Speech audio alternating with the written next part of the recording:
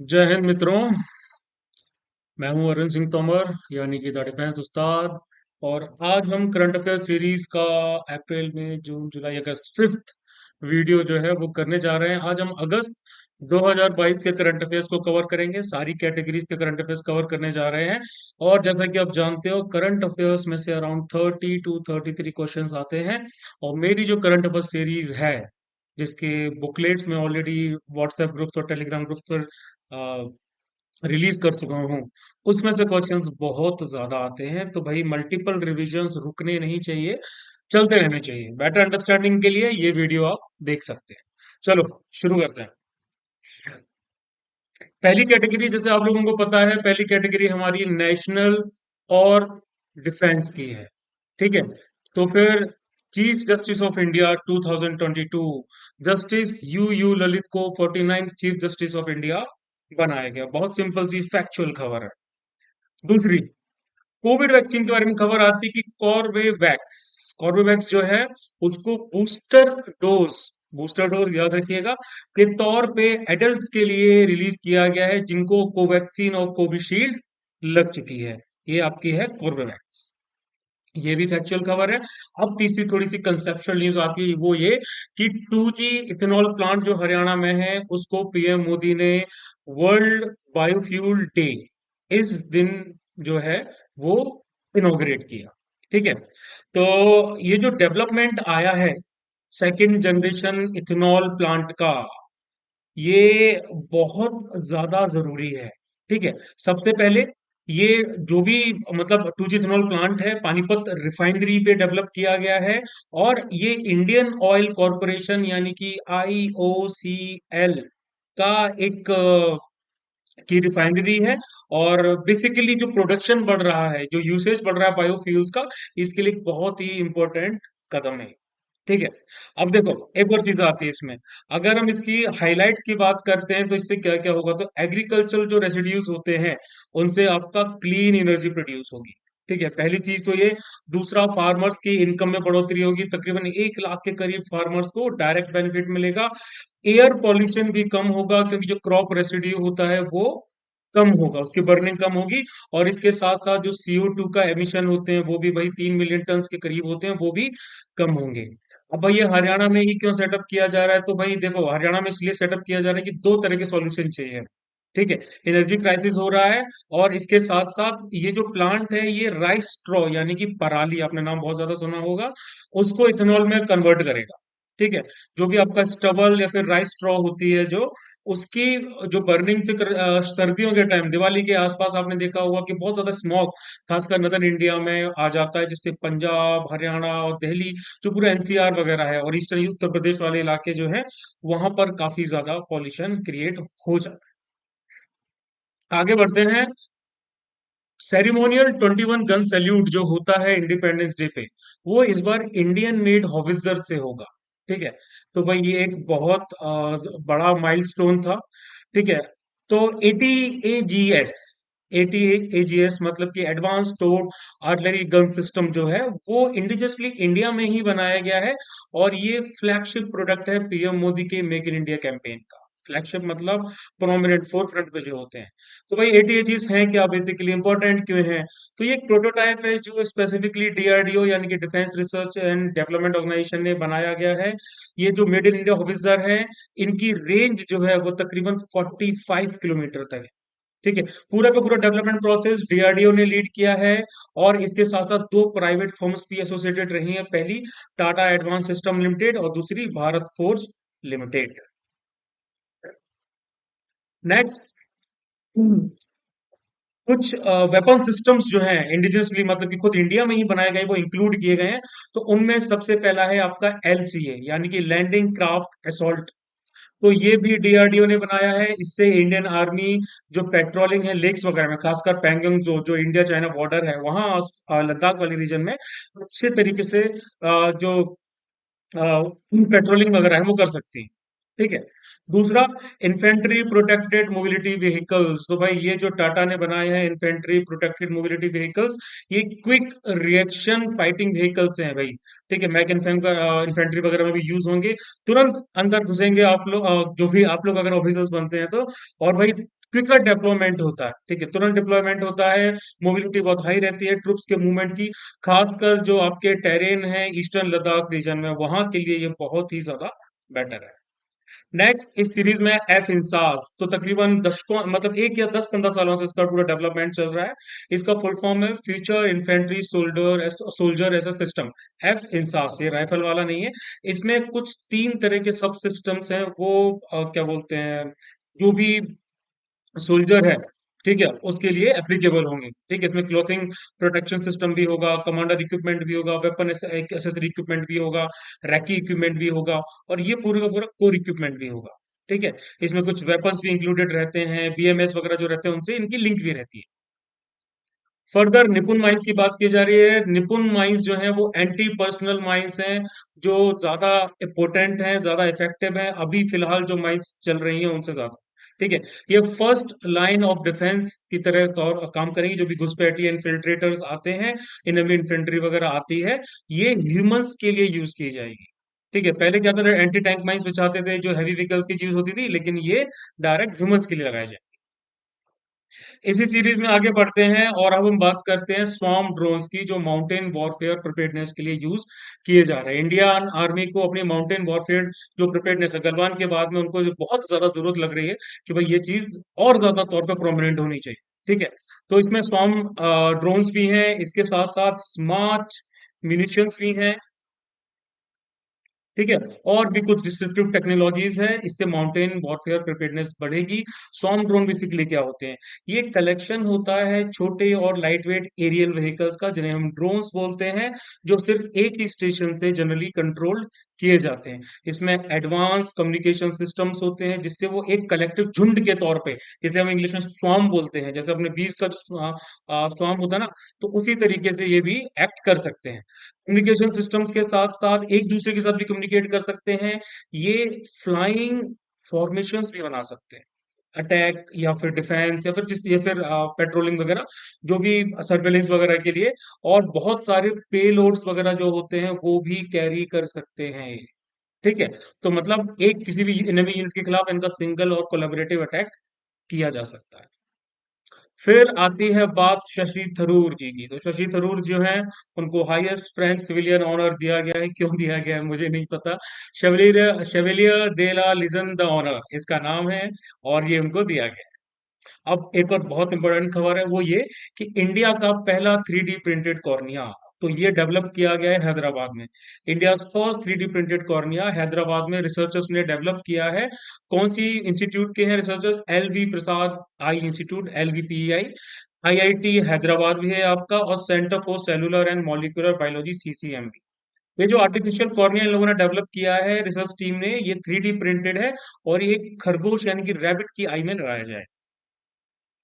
फिर पालन 1000 national campaign start हुआ है, और पेरेंटिंग ऐप जो है उससे रिलेटेड लॉन्च की गई है, ताकि बच्चों के कॉग्निटिव डेवलपमेंट पर फोकस किया जा सके, ठीक है। जो स्टार्टिंग के 1000 डेज होते हैं बच्चों के कॉग्निटिव डेवलपमेंट के लिए, जिसमें बच्चों की मोटर स्किल्स डेवलप होती हैं, और मतलब बहुत सारी स्किल्स होती है छोटे छोटे बच्चों की, वो सब डेवलप होती हैं यंग चिल्ड्रन की। तो इसको 6 प्राइमरी प्रिंसिपल्स पे डेडिकेट किया गया है। मैक्सिमाइज लव, बच्चे को प्यार ज्यादा दें। टॉक एंड एंगेज, बच्चों के साथ अगर आप बातचीत करेंगे तो उनकी स्किल्स इनहेंस होती है। Explore through movement and play, read and discuss stories, mother's engagement with the child while breast feeding and managing stress and staying calm. ये जो प्राइमरी प्रिंसिपल्स हैं, ये भी आपके जनरली एग्जाम वगैरह में पूछे जा सकते हैं, that which among the following is the primary principles of the पालन 1000 national campaign and parenting app. ठीक, इसके साथ एक और खबर है, शिप रॉकेट नाम की एक कंपनी है, वो इंडिया का 106 यूनिकॉर्न बनी है। ये एक लॉजिस्टिक टेक्नोलॉजी प्लेटफॉर्म है, जिसने कम से कम 33 मिलियन डॉलर्स जो है वो रेज किए हैं अपने लेटेस्ट राउंड में। फिर इंपॉर्टेंट खबर, बिहार का जो मिथिला मखाना है, मखाना आप लोग घर पे खाते ही होंगे, उसको जीआई टैग मिला है। अब सबसे पहले जीआई टैग क्या होता है? जीआई टैग एक साइन होता है जो प्रोडक्ट्स पे यूज किया जाता है, जो एक स्पेसिफिक जोग्राफिकल ओरिजिन के होते हैं, किसी स्पेसिफिक जगह को बिलोंग करते हैं, कुछ स्पेसिफिक क्वालिटीज होती हैं या फिर उस जगह की रेपुटेशन होती है उस जगह की वजह से। जैसे इसका बिहार का मिथिला मखाना है, तो ये मिथिलांचल जो एरिया है बिहार का, वहां बिलोंग करता है, वहीं उगता है, वहीं का हवा पानी जो है वो उसको यूनिक टेक्सचर यूनिक टेस्ट देगा। तो जीआई के तौर पे फंक्शन करने के लिए प्रोडक्ट जो है उसको आइडेंटिफिकेशन चाहिए होता है किसी स्पेसिफिक जगह से बिलोंग होने का। अब क्योंकि इंडिया डब्ल्यूटीओ यानी कि वर्ल्ड ट्रेड ऑर्गेनाइजेशन का पार्ट है, तो geographical indications of goods registration and protection act 1999 2003 में लागू किया गया, जिसमें प्रोडक्ट्स को जीआई टैग दिए जाते हैं। ठीक है। अब एक और केस होता है जहां पर जीआई टैग है वो दिए जाते हैं प्रोडक्ट को, वो आपका रिलेटेड रहता है प्रोडक्शन मेथड से। किसी भी किसी भी प्रोडक्ट का कोई भी स्पेसिफिक ट्रेडिशनल मेथड्स होते हैं, कुछ स्पेसिफिक क्वालिटीज होती हैं तो उनको भी जीआई टैग दिया जाता है। कोई पर्टिकुलर रेपुटेशन उनके पास में होती है, जो जैसे मैंने बताया ज्योग्राफिकल लोकेशन के हिसाब से या ओरिजिन के हिसाब से, तो उनको भी जीआई टैग मिलेगा।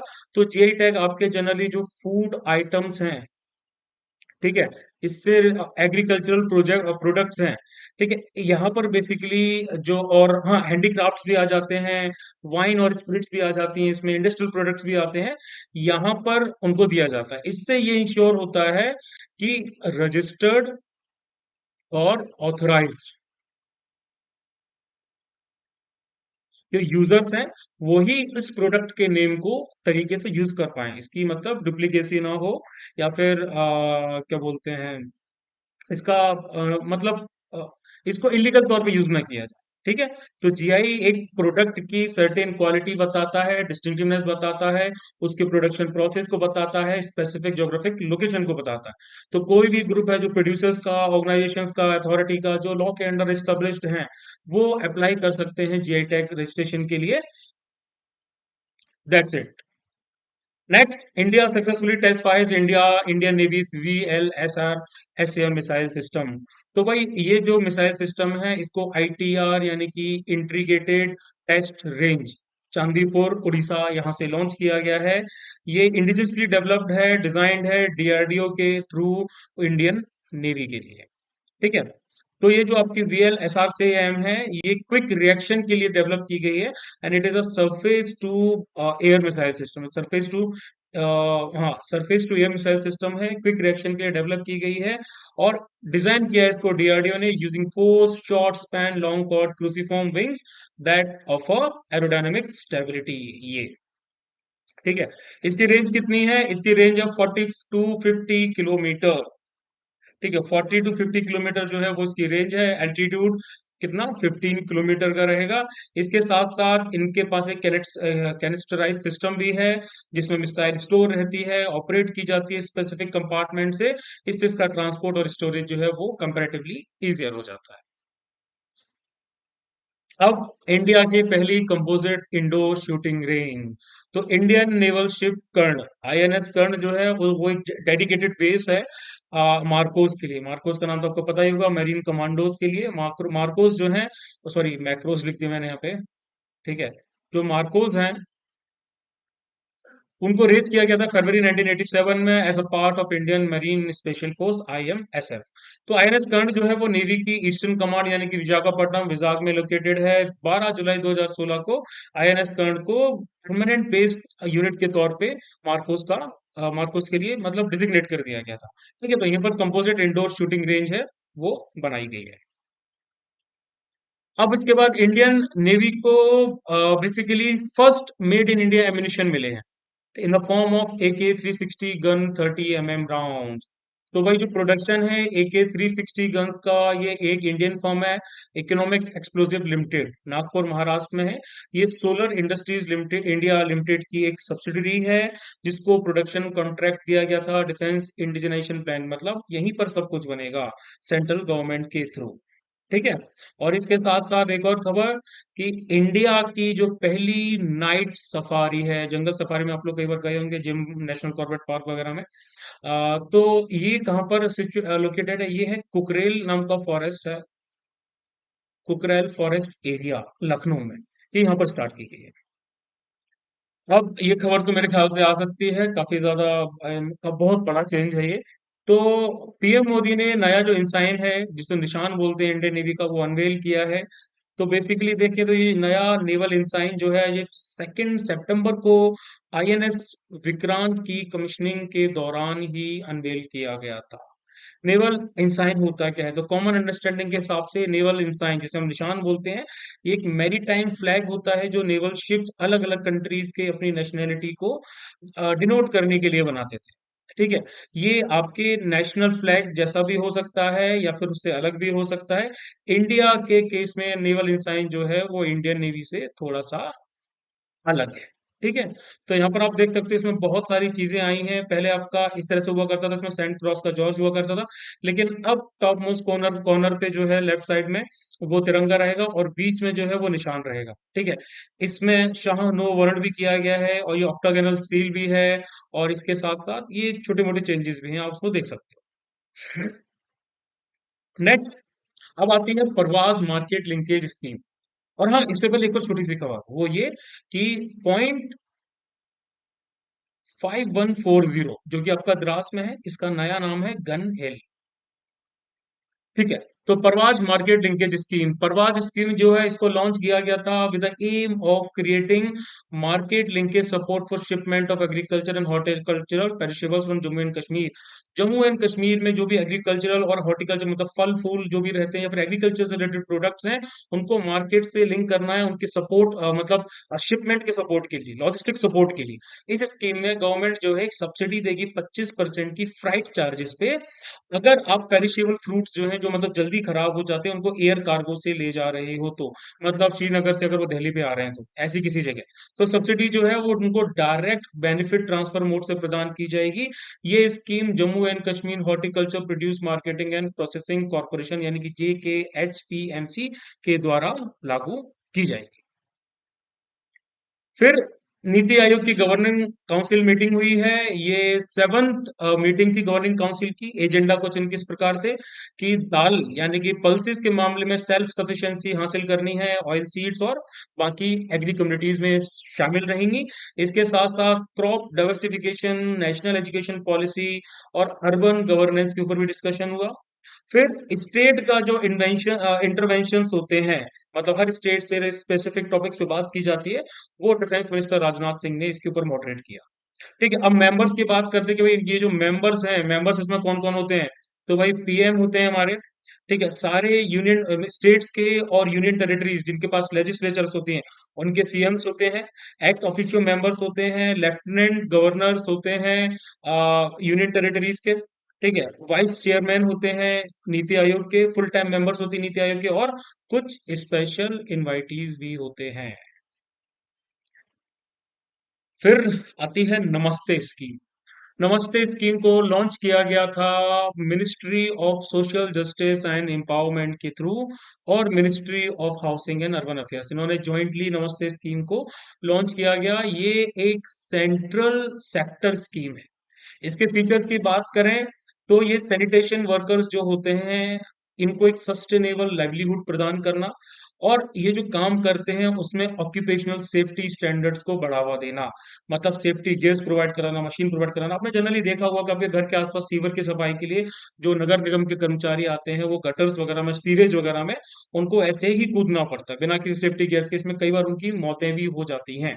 ठीक है, तो भाई ये जो सैनिटेशन वर्कर्स हैं, इस ऑक्यूपेशनल हजार्ड को कम करना, इसके साथ साथ इनको अल्टरनेटिव मीन्स भी प्रोवाइड कराना।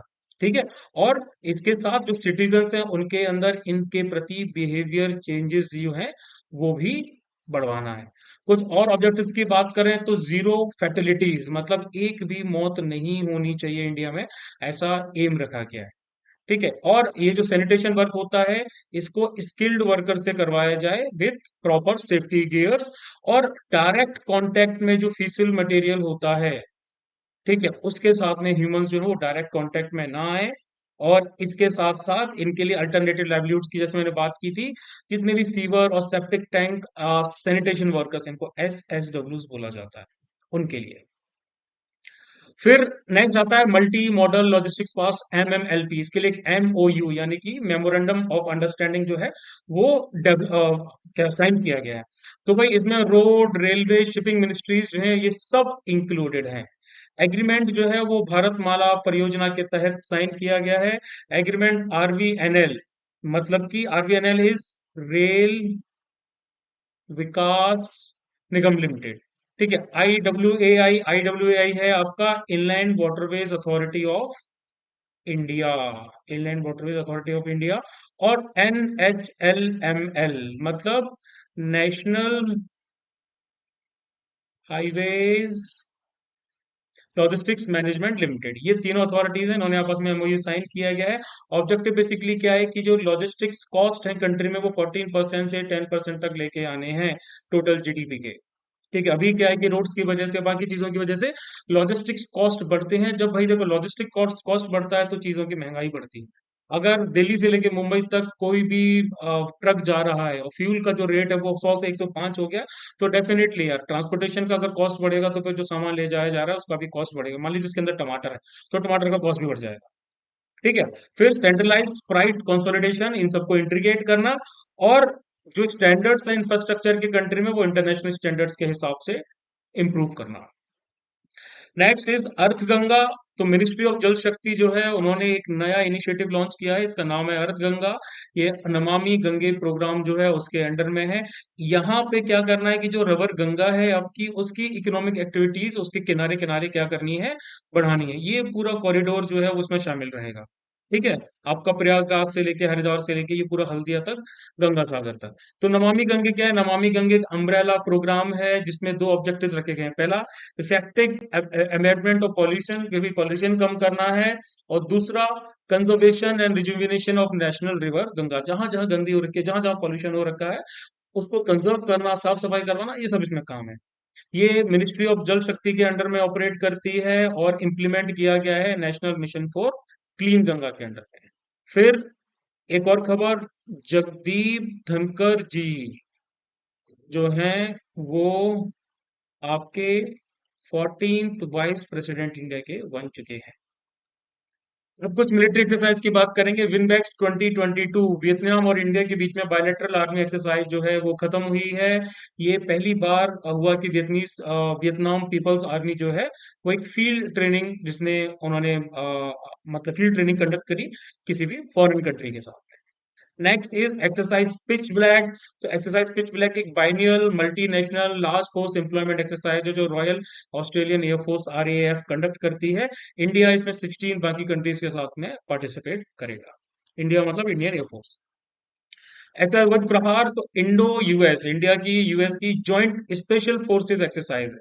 ये नॉर्मल इन्फेंट्री या फिर किसी और क्या बोलते हैं, कोर वाली नहीं है। ये दोनों की SF की जो एक्सरसाइज है ये वज्र प्रहार होती है। और उसके बाद अल नजाफ 4, ये जॉइंट मिलिट्री एक्सरसाइज है इंडियन आर्मी और रॉयल आर्मी ऑफ ओमान के बीच में। चलो अब हम इंटरनेशनल स्टार्ट करेंगे, उससे पहले थोड़ा पानी पी लूंगा।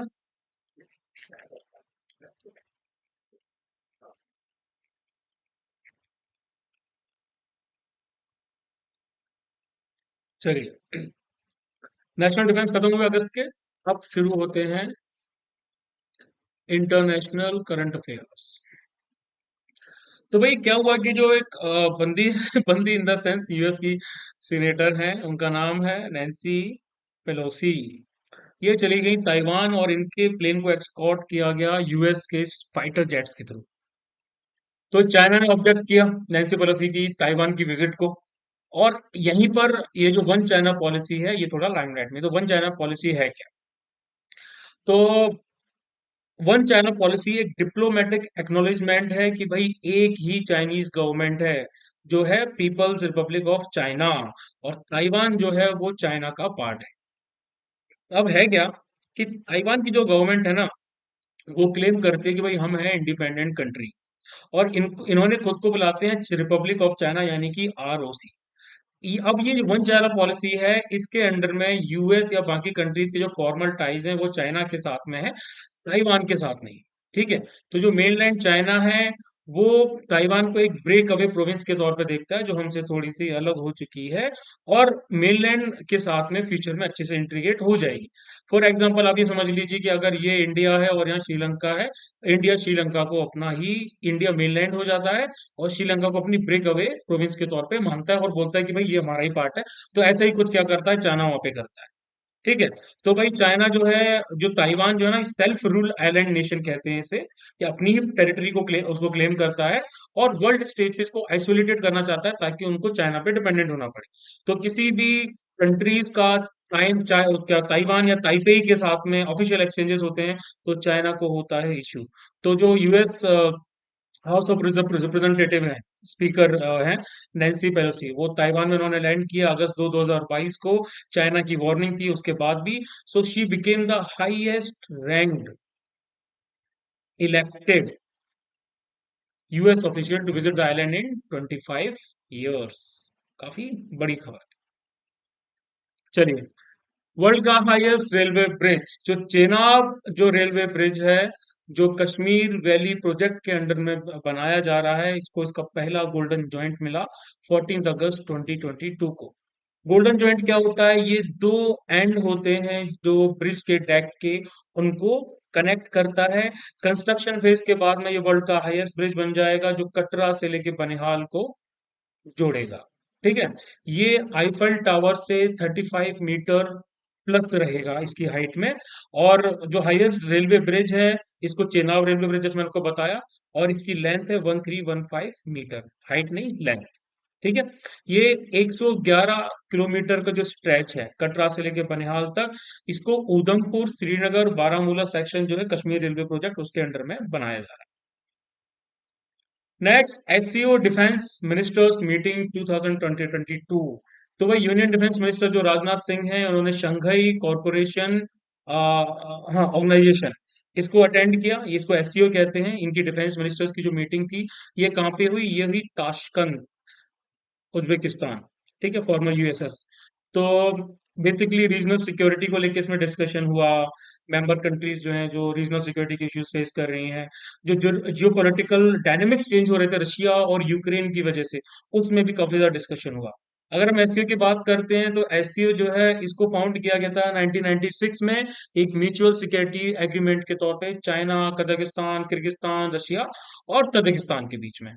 करंटली 9 मेंबर्स हो चुके हैं। ईरान को full time member status 21st summit में दिया गया और इंडिया और पाकिस्तान ने एससीओ ऑब्जर्वर्स के तौर पे ज्वाइन किया था जून 2015 में, और फुल मेंबर स्टेटस उनको जून 2017 में मिला। ठीक है। फिर नेक्स्ट खबर आती है यूनेस्को पीस प्राइज 2022। तो former general chancellor Angela Merkel, इनको यूनेस्को क्या बोलते हैं का, यूनेस्को मतलब United Nations educational scientific and cultural organisation. तो ये जो प्राइज है इसका नाम है Felix Houphouet Boigny UNESCO peace prize. तो जो उनका करेजियस डिसीजन था, जिसमें 2015 में कम से कम 1.2 मिलियन रिफ्यूजीज जो हैं सीरिया, इराक, अफगानिस्तान और एरिट्रिया, यहाँ से रिफ्यूज को जर्मनी में आने दिया। तो यूरोप के लिए तो ये बहुत ही ज्यादा डिवास्टेटिंग खबर रहेगी इन द अपकमिंग फ्यूचर। इसके रिपरकशंस अभी देखने को मिल गए हैं, लेकिन आई डोंट नो कि यूनेस्को ने किस बेसिस पे इनको पीस प्राइज दिया है। फिर एक और खबर कि केन्या के नए प्रेसिडेंट बने हैं विलियम रूटो। चलिए, अब एक इंपॉर्टेंट खबर फिर से। फ्रांस, वैसे मेरी सारी की सारी खबरें इंपॉर्टेंट होती हैं तो सारी की सारी खबरों को ध्यान से देखना है। Trans Himalayan multi dimensional connectivity network, ये जिसको कहा जा रहा है THMCN, इसको ट्रांस हिमालयन नेटवर्क की कहते हैं। ये एक इकोनॉमिक कॉरिडोर है जो प्रपोज किया गया है 2019 में नेपाल और चाइना के बीच में। ये चाइना के वन बेल्ट और वन रोड इनिशिएटिव के तहत डेवलप किया जाएगा। इससे जो पोर्ट्स हैं, रोड्स हैं, रेलवेज हैं, एविएशन है, कम्युनिकेशन है, इनमें कनेक्टिविटी बढ़ाई जाएगी। अगर सीधे सीधे कहा जाए तो इंडिया की सोवरेनिटी के लिए बहुत बड़ा खतरा होगा। अब आते हैं स्पोर्ट्स पे। तो देखो, नेशनल एंटी डोपिंग बिल 2021 जो है वो लागू कर दिया गया। अब इसके की फीचर्स की बात करें तो इसमें सबसे पहले आता है प्रोहिबिशन ऑफ डोपिंग। इसमें जो भी एथलीट्स हैं उनके जो सपोर्ट पर्सनल्स होते हैं, कोच वगैरह या बाकी जो भी लोग होते हैं, वो अगर डोपिंग में इंगेज होंगे तो फिर ये उनके लिए बहुत ज्यादा मुश्किलें पैदा कर देगी। ठीक है। इसके साथ साथ नाडा जो है आपकी नेशनल एंटी डोपिंग एजेंसी, इसको एक स्टैच्यूरी बॉडी के तौर पे कॉन्स्टिट्यूट किया गया है और इसको हेड करेंगे डायरेक्टर जनरल जो सेंटर के द्वारा पॉइंट रहेंगे। फंक्शंस क्या रहेंगे एजेंसी के? इनको प्लान करना है, इम्प्लीमेंट करना है और एंटी डोपिंग एक्टिविटीज को मॉनिटर करना है अच्छे तरीके से। उनका इन्वेस्टिगेशन भी करना है, एंटी डोपिंग रूल्स को वायलेशंस हो तो नहीं रहे हैं, और एंटी डोपिंग रिसर्च को प्रमोट करना है। फिर हम आते हैं कॉमनवेल्थ गेम्स टू 2022 इंडिया। इसमें बहुत सारी खबरें हैं। ठीक है। तो फैक्ट्स फैक्ट्स हैं, सिंपल सिंपल। तो सबसे पहले संकेत महादेव सरगर, इन्होंने इंडिया का पहला सिल्वर जीता वेट लिफ्टिंग में। फिर मीराबाई चानू, इंडिया का पहला गोल्ड इन्होंने जीता और वेट लिफ्टिंग में। और बिंद्या रानी देवी, इनको जो पहला है सिल्वर मिला है वेट लिफ्टिंग में। फिर जेरेमी लाल रेनोगा जो है उनको main 67 KG weight lifting finals में गोल्ड मिला। सुशीला देवी को सिल्वर, विजय कुमार और हरजिंदर कौर को ब्रॉन्ज मिला। फिर इंडिया को वुमेन्स लॉन बॉल, ये जो कुछ एक गेम होता है इसमें गोल्ड मिला है, ये खबर थोड़ी ज्यादा जरूरी है। उसके साथ साथ मेंस टेबल टेनिस टीम को गोल्ड मिला, बैडमिंटन मिक्स टीम को सिल्वर मिला, लवप्रीत सिंह को वेट लिफ्टिंग में ब्रॉन्ज मिली है मेंस 109 केजी कैटेगरी में। और तुलिका मान को जुडोका में सिल्वर, सौरभ घोषाल स्क्वाश में, और तेजस्विन शंकर को हाई जंप में, और गुरदीप को वेट लिफ्टिंग में ब्रॉन्ज मिला है। फिर उसके बाद वुमेन क्रिकेट की बात की जाए तो वुमेन क्रिकेट में सिल्वर मिला है। नीतू घंगस, अमित पंघल और निखत जरीन को गोल्ड मेडल मिले हैं। ठीक है, बॉक्सिंग में। और इंडिया के एल्डोस पॉल जो है उनको गोल्ड मेडल मिला है ट्रिपल जंप इवेंट में, 17.03 मीटर्स की जंप में। सिल्वर मेडल भी इंडिया के ये हैं अब्दुल्ला अबू बकर, उनको मिला है। ठीक है। अ, हाँ। और फिर असंत, शरद कमल और श्रीजा अकुल जो है उनको गोल्ड मेडल मिला है कंट्री के mixed doubles event of table tennis. ठीक है। और फिर हम देखते हैं आगे। मेंस डबल इवेंट में शरद कमल और सत्या गणशंकरन को सिल्वर मेडल मिला है। इंडियन की जो वुमेन हॉकी टीम है उनको ब्रॉन्ज मिला है।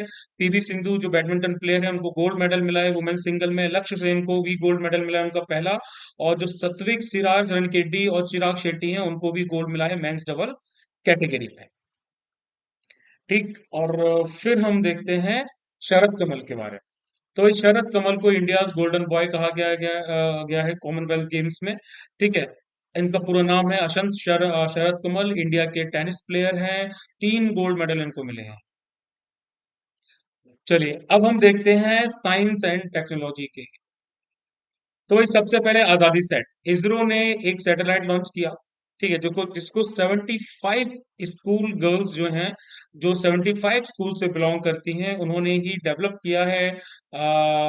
माइक्रो सैटेलाइट बेसिकली ये, उसको डिजाइन किया गया है, डेवलप किया है, बिल्ड किया है इन सब ने मिलके। 8 किलोग्राम की सैटेलाइट है, स्पेस में इसको लॉन्च किया जाएगा। एक छोटी सी small satellite launch vehicle SSLV है, उसके through Satish Dhawan space centre SDSC से श्रीहरिकोटा में जो है। ठीक है। इसके साथ साथ एसएसएलवी डी1 जो है वो 135 केजी का इंडिया का एक्सपेरिमेंटल अर्थ ऑब्जर्वेशन सैटेलाइट जो है ईओएस-O2 उसको पेलॉड के तौर पे ले जाएगा।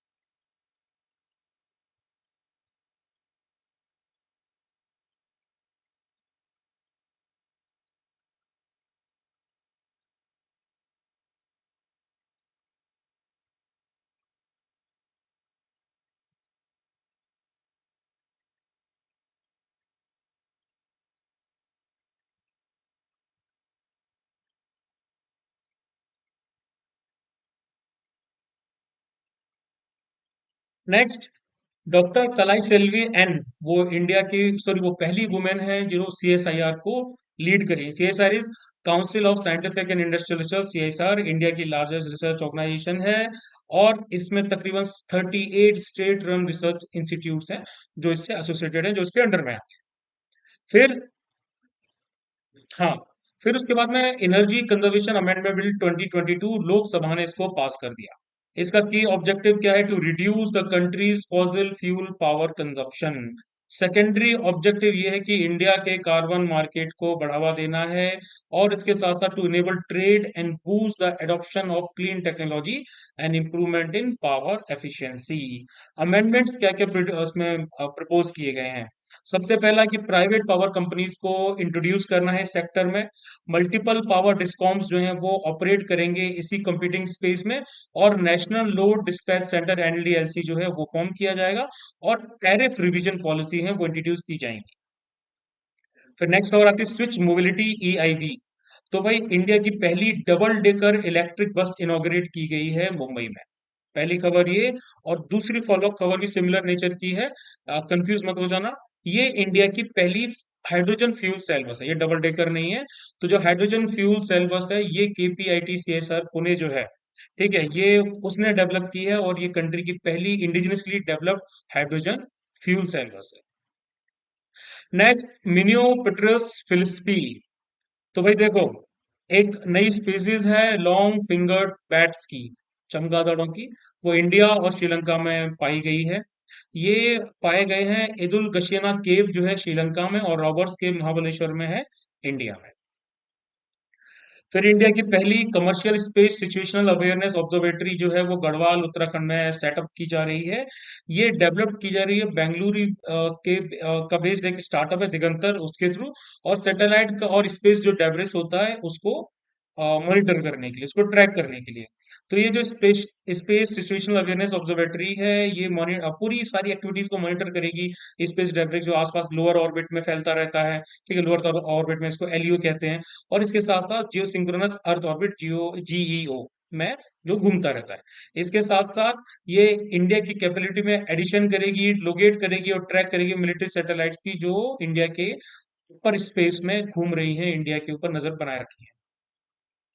फिर एक और खबर, बैटरी वेस्ट मैनेजमेंट रूल 2022। तो भाई यूनियन इन्वायरमेंट मिनिस्ट्री जो है उन्होंने वेस्ट बैटरीज के लिए, बैटरीज हम यूज करते हैं आजकल, ये जो ईवी व्हीकल्स सारे में यूज हो रही हैं, उनके प्रॉपर डिस्कार्ड के लिए, उनके वेस्ट मैनेजमेंट के लिए एक रूल्स बनाए हैं उन्होंने। ठीक है, इसमें आपकी इलेक्ट्रिकल व्हीकल बैटरीज में आएंगी, पोर्टेबल बैटरीज जो ठेले वाले यूज करते हैं, आपने देखा होगा शाम होते होते एक बंदा आता है स्कूटर पे, बहुत सारी बैटरीज रख के लेके आता है और उनके पास रख देता है। ठीक है, और बदले में उनकी जो डिस्चार्ज बैटरीज होती है प्रीवियस डे की वो ले जाता है। तो इस तरह की पोर्टेबल बैटरीज हैं, ऑटोमेटिक बैटरीज और इंडस्ट्रियल बैटरीज हैं, ये सब इसकी कैटेगरी में आएंगी। क्योंकि फ्यूचर में अगर इनको रेगुलेट नहीं किया गया तो भाई बहुत ज्यादा परेशानी आने वाली है। तो अब यहाँ पे वेस्ट मैनेजमेंट रूल्स में क्या क्या चीजें आने वाली हैं? सबसे पहले आता है आपका ईपीआर, यानी कि एक्सटेंडेड प्रोड्यूसर रिस्पॉन्सिबिलिटी। नए जो रूल्स आपके इंट्रोड्यूस हुए हैं उसमें ये कंसेप्ट लाया गया है, इसमें जो भी प्रोड्यूसर्स हैं, ठीक है, वो प्रोड्यूसर्स को एक तरीके से क्या बोलते हैं, और प्रोड्यूसर्स ने प्लस जो इम्पोर्टर्स हैं, इनको एक्टिव पार्टिसिपेंट बनाया जाएगा कि भाई आपको कलेक्ट करना है, रिसाइकिल करना है और रीयूज करना है बैटरी वेस्ट मटेरियल्स को, ये पूरे नए प्रोडक्शन प्रोसेस में। इसके साथ साथ दूसरा है सेंट्रलाइज ईपीआर पोर्टल। मतलब गवर्नमेंट एक नया सेंट्रलाइज ऑनलाइन पोर्टल बना रही है जिसमें प्रोड्यूसर्स जो हैं और जो रिसाइकलिंग एजेंसीज हैं या फिर जो रिफर्बिशिंग एजेंसीज हैं, वो ईपीआर सर्टिफिकेट्स उनको मिलेंगे। ठीक है, क्यों? क्योंकि वो कंप्लीट ट्रांसपेरेंसी अगर दिखाएंगे पूरी रिसाइकलिंग प्रोसेस में, तो फिर भाई उनको ईपीआर सर्टिफिकेट मिलेंगे। इसके साथ साथ दो तीन चीजें और हैं, जैसे कि प्रमोट इंटरप्रेन्योरशिप को प्रमोट करने के लिए, बैटरी रिसाइकलिंग स्टैंडर्ड्स को क्या बोलते हैं मेंटेन करने के लिए, और जो रिसाइकल्ड प्रोडक्ट्स हैं उनके प्रोडक्शन प्रोसेस क्या बोलते हैं प्रोडक्शन प्रोसेस में इंक्लूड करने के लिए, और साथ साथ पॉल्यूशन के लिए पेनल्टी भी लगेगी। फिर आ जाते हैं जाइलेटॉल पे। जाइलेटॉल मैं पहले यूज भी किया करता था, ठीक है, लेकिन अभी वाला जो जाइलेटॉल है ये शुगर सब्स्टिट्यूट के तौर पे इसमें कुछ नया है।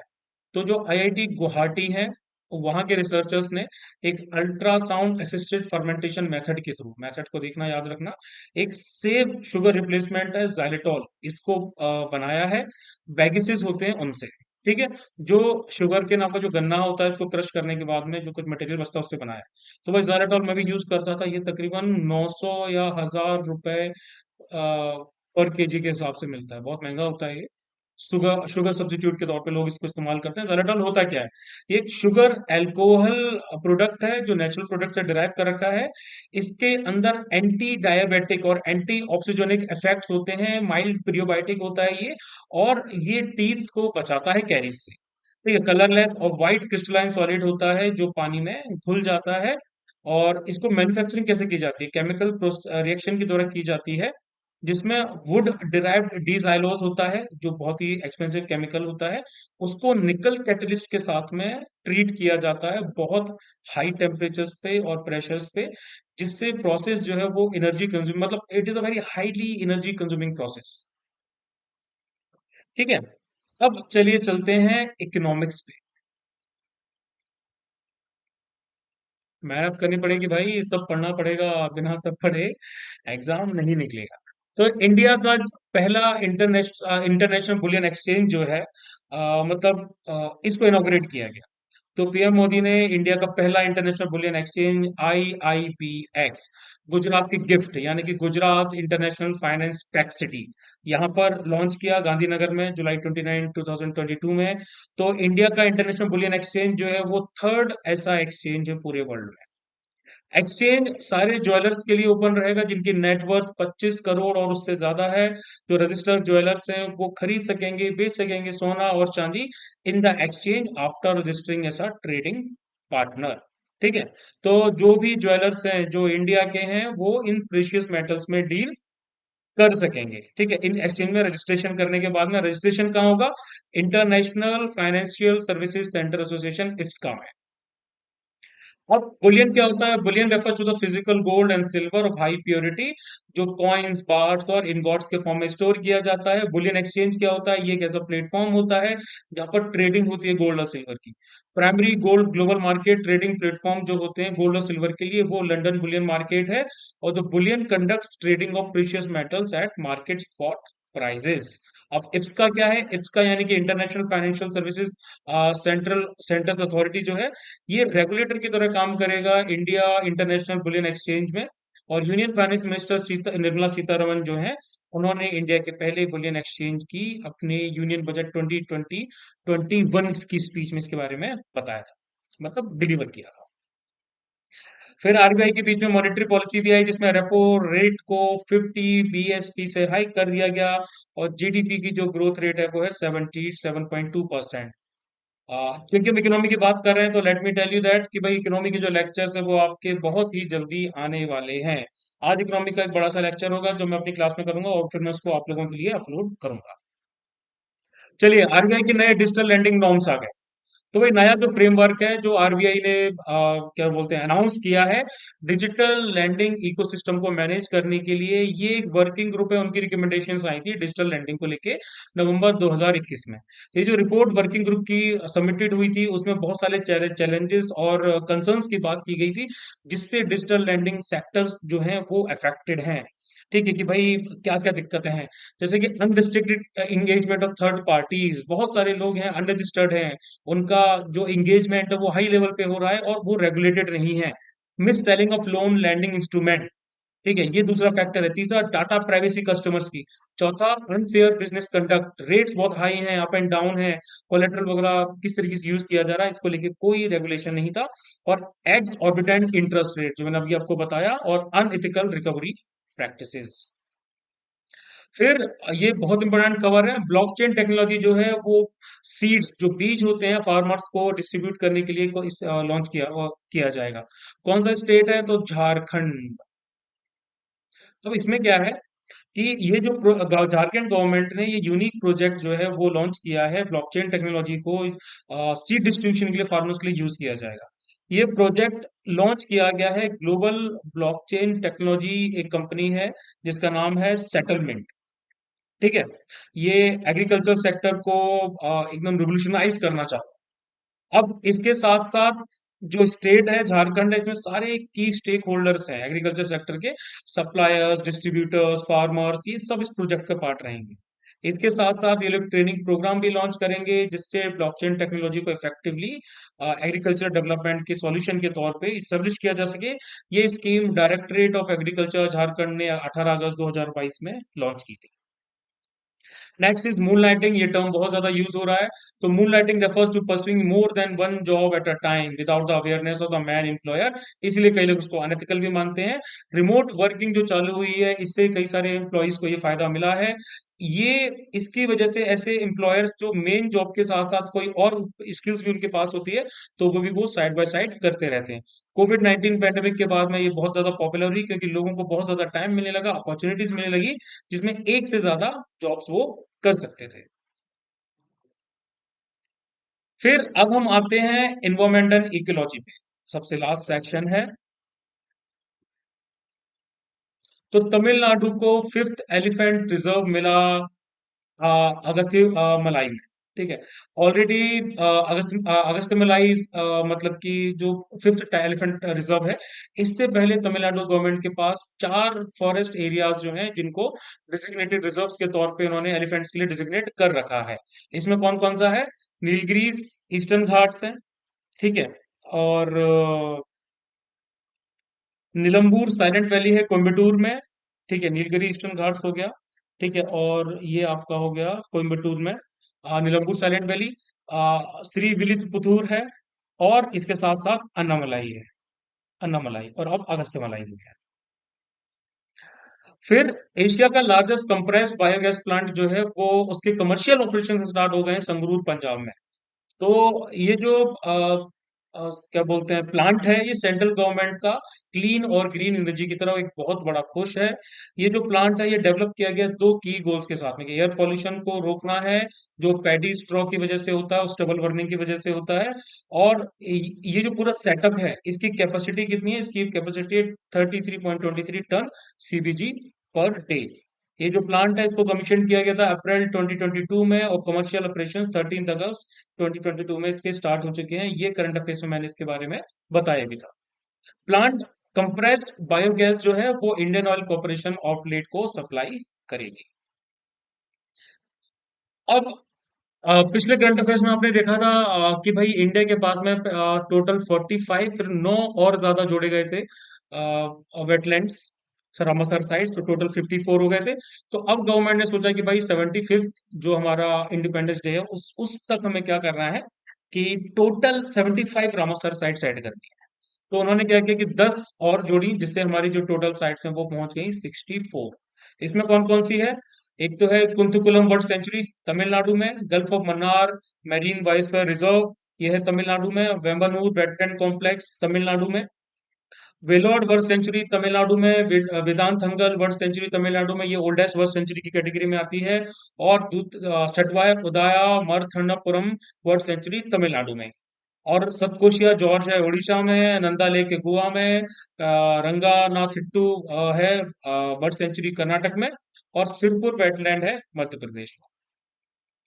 फिर उसके कुछ दिनों बाद उन्होंने अगस्त में क्या किया कि 11 और वेटलैंड जोड़ दिए, इससे टोटल साइट जो है वो 75 हो गई। 75th इंडिपेंडेंस डे पे 75 साइट्स। तो टंपारा जो लेक है, हीराकुड रिजर्वर है, और अंसुपा लेक है, ये तीनों के तीनों उड़ीसा में।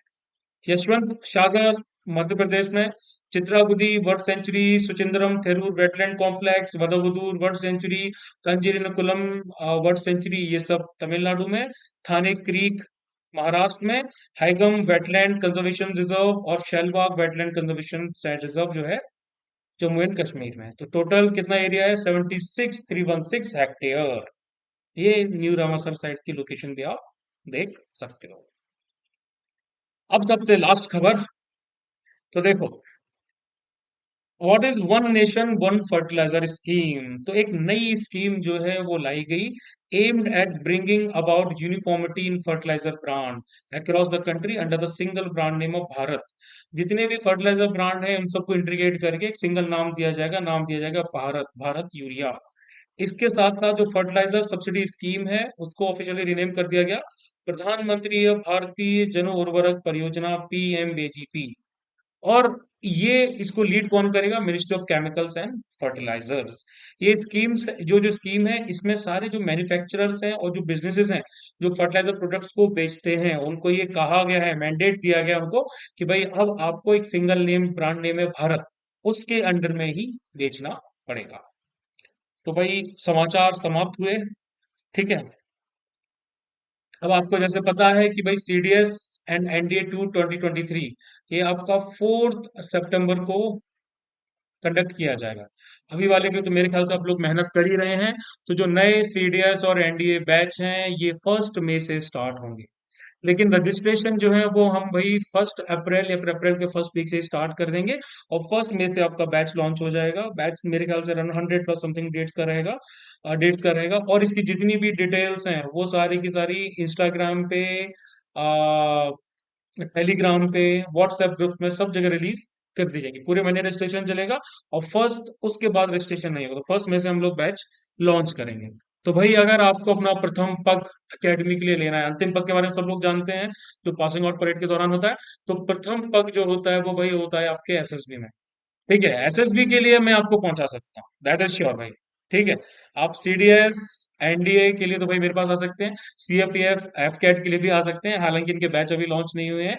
लेकिन इनसे रिलेटेड डिटेल्स के लिए, वहां की जानकारी के लिए आप कभी मेरे पास आ सकते हैं। सीडीएस और एनडीए तो मेरी एक्सपर्टाइज आप जानते ही हैं भाई, 6 बार जो है वो मैं सीडीएस क्लियर कर चुका हूँ। इसके साथ साथ एफकेट भी 5 बार मैंने क्लियर किया है, दोनों के रिटर्न क्लियर किए हैं, 11 एसएसबी दिए हैं। I am having a lot of experience in this field. ठीक है। तो अगर बेस्ट मेंटर के पास में आना है तो द डिफेंस उस्ताद यानी कि अरुण सिंह तोमर के पास ही आपको आना है। एग्जाम आपका जरूर क्लियर होगा। चलिए देन, मल्टीपल रिविजन्स चालू रखिए। जय हिंद।